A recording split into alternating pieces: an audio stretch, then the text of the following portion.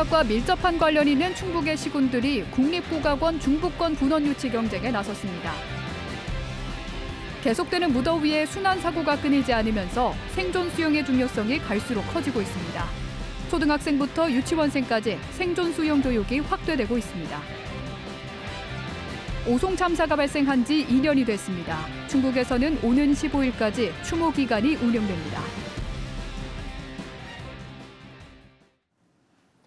네, 시청자 여러분 안녕하십니까? 계속해서 MBC 뉴스투데이 충북입니다. 우리나라 3대 악성으로 꼽히는 우룩과 박연은 충북과 깊은 인연을 가지고 있지요. 가야금의 명인인 우룩은 충주 제천과 또 난계 박연 선생은 영동과 연결돼 있는데요. 국악을 내세운 이들 세 지역이 국립국악원 분원 유치 경쟁에 뛰어들었습니다. 보도에 이승준 기자입니다.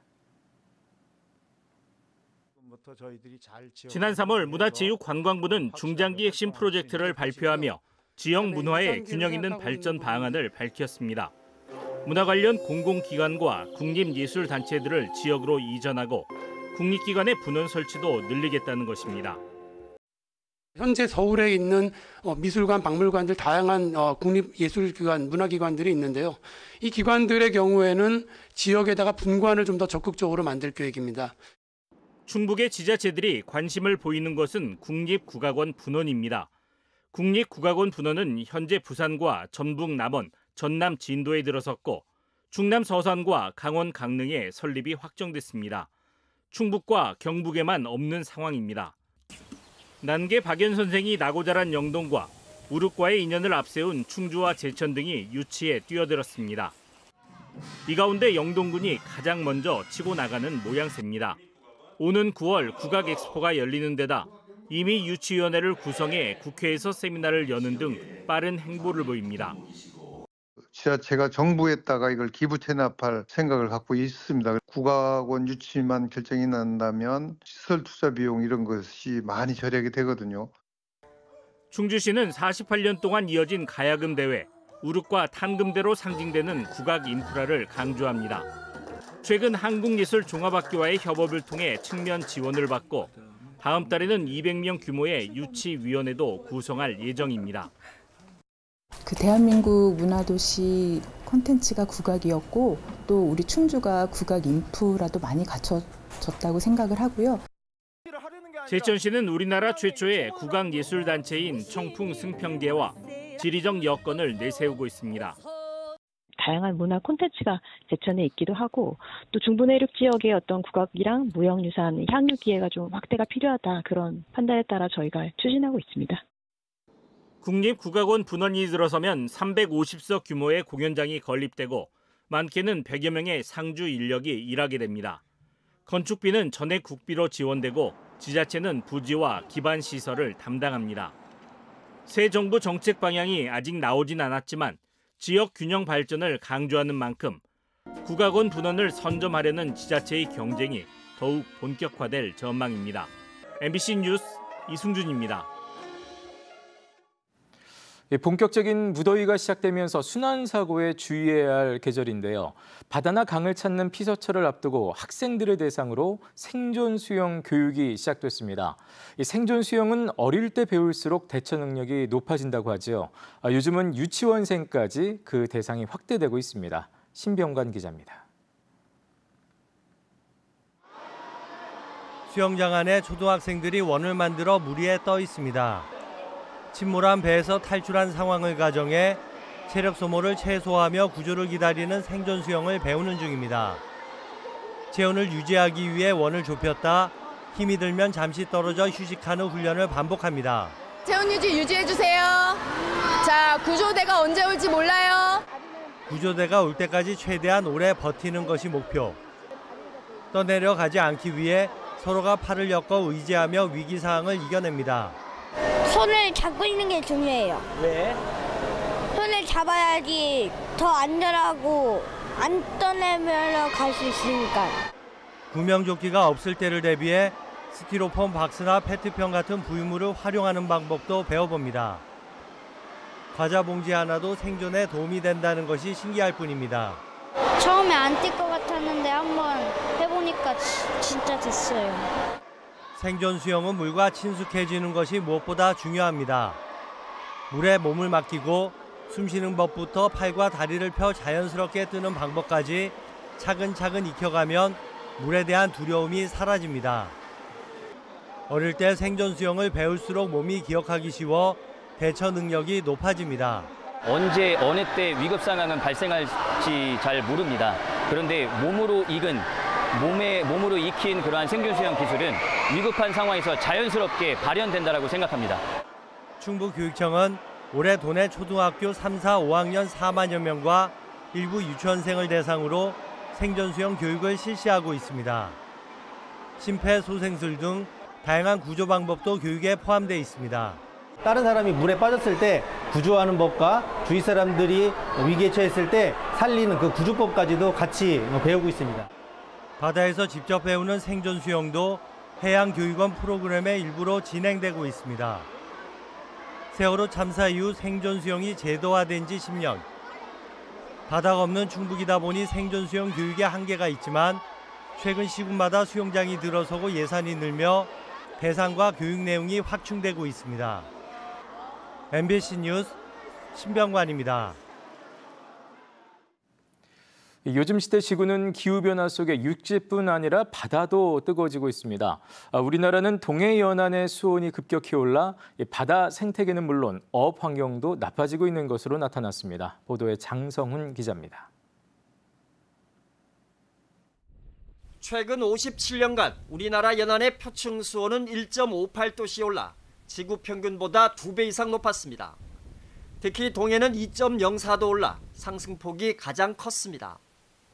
기후위기에 따른 바다 온난화 때문으로 수온 상승은 바다 생태계의 에너지원인 기초생산력을 약화시킵니다.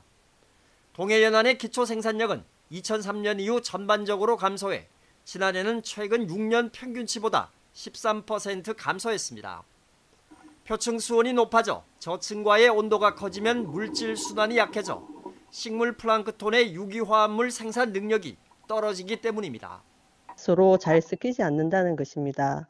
그렇게 되면 저층에 풍부한 영양염이 공급되지 못해서 이를 이용하는 식물 플랑크톤과 같은 기초 생산자들에게 영양분이 충분히 공급되지 않아 실제 동해연안의 중대형 식물 플랑크톤은 연간 1.1%씩 감소하고 있습니다. 바다 온난화에 따른 이 같은 생태계의 구조적인 변화는 수산업에도 치명타입니다. 우리나라 연근의 어업량은 1980년대 151만 톤에서 2020년대에는 91만 톤, 지난해는 84만 톤까지 감소했습니다. 고수온에 의한 양식어류 피해도 지난해 1,430억 원으로 집계돼 2012년 집계 이후 최고를 기록했습니다. 이런 가운데 올 여름에도 우리나라의 연안 수온은 평년보다 1도씨 높고 7월 중순부터 고수온 특보가 발표될 것으로 예측됐습니다. MBC 뉴스 장성훈입니다. 충청북도가 오송 지하차도 참사 2주기를 맞아 오는 15일까지 추모 주간을 운영합니다. 이 기간 모든 공무원이 추모 리본을 달고 도가 여는 회의나 행사 때마다 추모 묵념을 하는 한편 음주를 겸한 회식이나 유흥을 자제해 추모 분위기를 조성하기로 했습니다. 한편 김영환 충북지사와 이범석 청주시장 등은 추모 기간 첫날인 오늘 청주시청 임시청사에 있는 시민 분향소를 찾아 헌화할 예정입니다. 여자친구를 가스라이팅하고 폭행한 20대 남성이 징역 3년을 선고받고 법정 구속됐습니다. 청주지법 형사 6단독 정희철 부장판사는 상해와 강요, 협박, 폭행 등의 혐의로 기소된 20대 남성에게 징역 3년을 선고했습니다. 이 남성은 여자친구에게 20여 개의 지시사항을 문서로 전달하고 이를 어겼다는 이유로 폭행하거나 10분에서 30분 사이마다 위치와 행동을 보고하게 했으며 성적 학대 영상을 촬영하게 하는 등 지속적으로 학대를 가했습니다.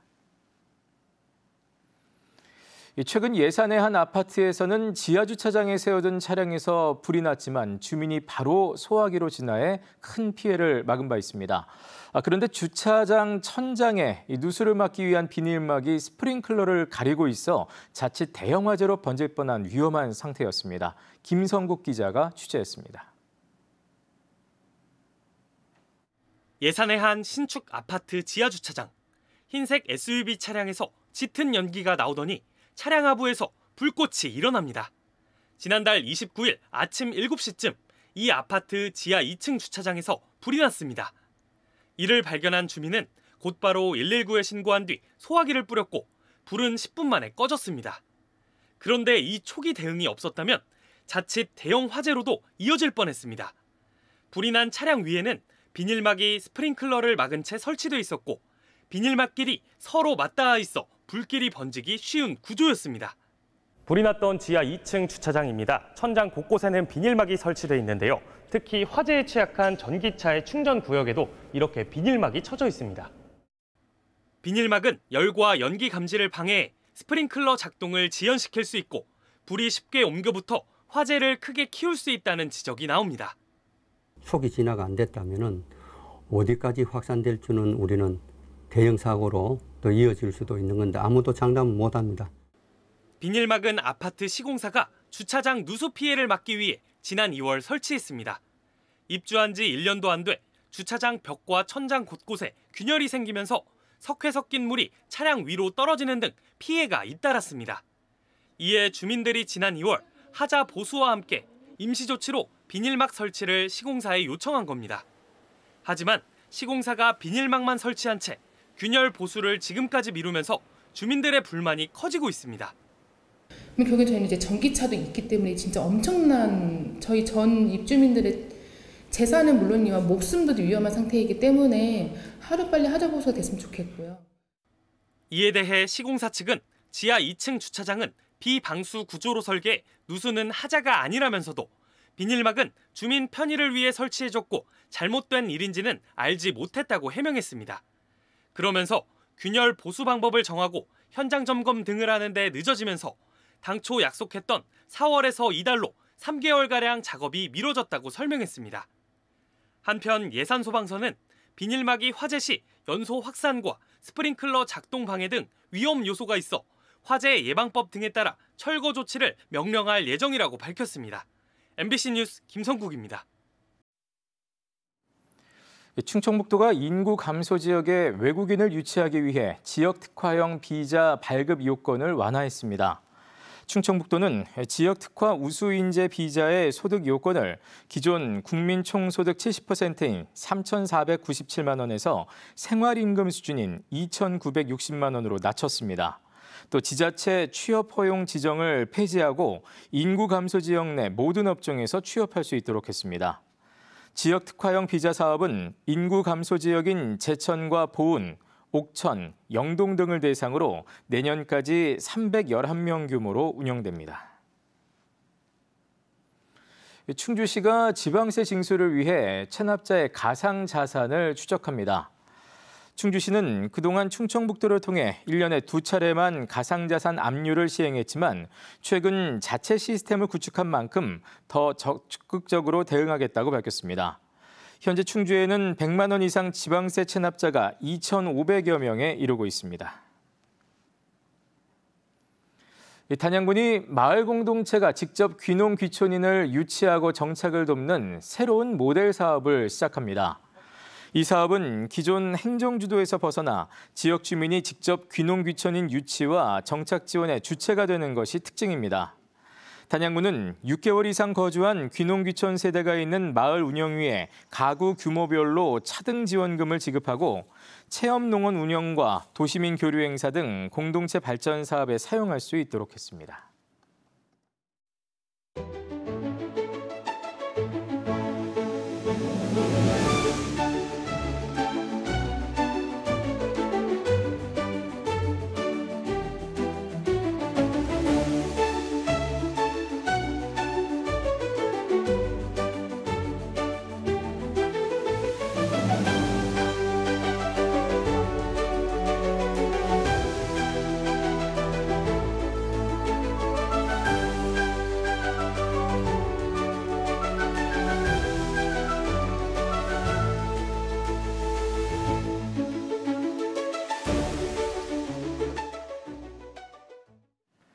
청주시립 장례식장에 이어 청주의료원 장례식장에서도 일회용품 대신 다회용기가 사용됩니다. 청주시는 청주의료원 장례식장이 기존에 체결한 일회용품 공급 계약이 어제 만료됨에 따라 오늘부터 다회용기 공급을 시작한다고 밝혔습니다. 다회용기 공급과 회수 또 세척은 청주시 다회용기 공공세척센터가 담당하게 됩니다. 한편 청주시는 지난 4월부터 다회용기를 사용하는 청주 시립장례식장의 경우 지난 2달 동안 일회용품 폐기물 2.9톤을 줄이는 효과를 거뒀다고 분석했습니다. 충북교육청 교육도서관이 경제를 주제로 한 7월의 추천도서 30권을 선정했습니다. 7월의 추천도서는 일상 속 경제 개념부터 글로벌 경제 흐름까지 다양한 시각에서 경제를 이해할 수 있는 책들로 구성됐습니다. 특히 어린이들이 돈의 가치와 쓰임을 친근하게 익히고 경제 개념을 자연스럽게 배울 수 있도록 정현숙 작가의 편의점에서 경제도 파나요 등 10권의 책이 선정됐습니다. 제천국제 한방천연물 산업 엑스포가 지역 음식존 부스와 푸드트럭 참가자를 모집합니다. 제천시는 영업신고 후 2년 이상 운영 중인 업체를 대상으로 신청을 받아 판매 품목 구성과 가격 적정성, 또 위생 등을 평가해 오는 25일 참여 업체를 발표합니다. 제천 엑스포 조직위는 한방 천연물과 지역 특색이 담긴 건강한 먹을거리를 제공할 계획이며 제천시 소재 업체를 우대 선발합니다. 에어로케이 항공이 다음 달 청주국제공항과 일본 간사이 고베공항을 오가는 부정기 항공편을 띄웁니다.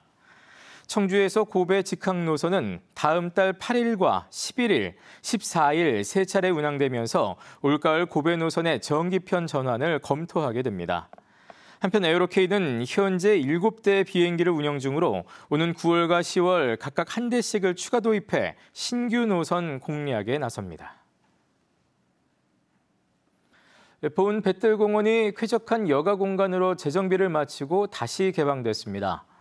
보은구는 뱃들공원에 14억 원을 들여 산책로를 정비하고 어린이가 뛰어놀 수 있는 잔디마당과 숲정원, 쉼터를 새로 조성했으며 LED 조명으로 야간 경관도 갖췄습니다.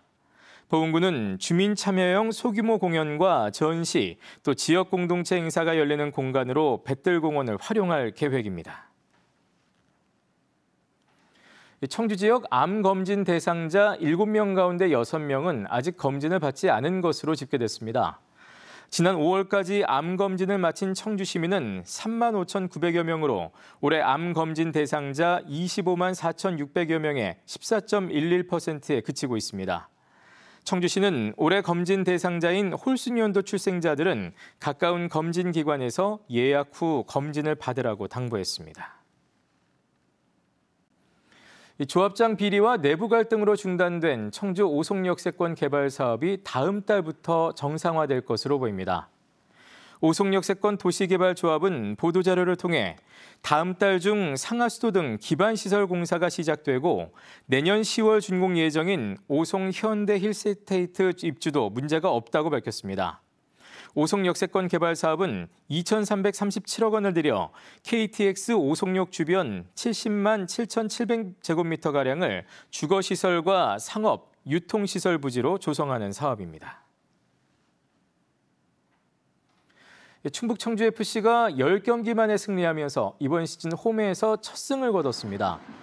충북 청주FC는 그제 저녁 서울 이랜드와의 K리그2 19라운드 경기에서 2대1로 역전승을 거뒀습니다. 충북 청주FC는 전반 8분 골을 허용하며 끌려갔지만 역전승에 성공했습니다. 네, 뉴스를 마칩니다. 고맙습니다.